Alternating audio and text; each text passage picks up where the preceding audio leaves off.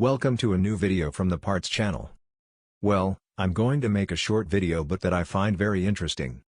Answering a question that you have left me, in relation to a video I made about loud noise in the tensioner or the alternator belt, and someone has asked, let's see if you can continue driving with the tensioner in that state. I'm going to show you a piece of the video.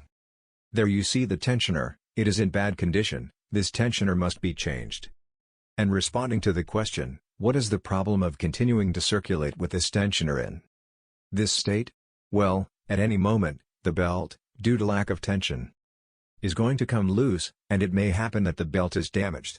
Something from the engine, or it simply comes out and the engine stops, or it catches on the back of the crankshaft pulley. We have seen this on some occasions, and what it does is block the engine, and the engine it stops suddenly, and the engine can be damaged, plus you could have an accident.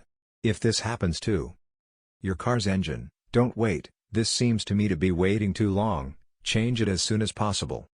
To avoid further damage, safety yours is the most important thing.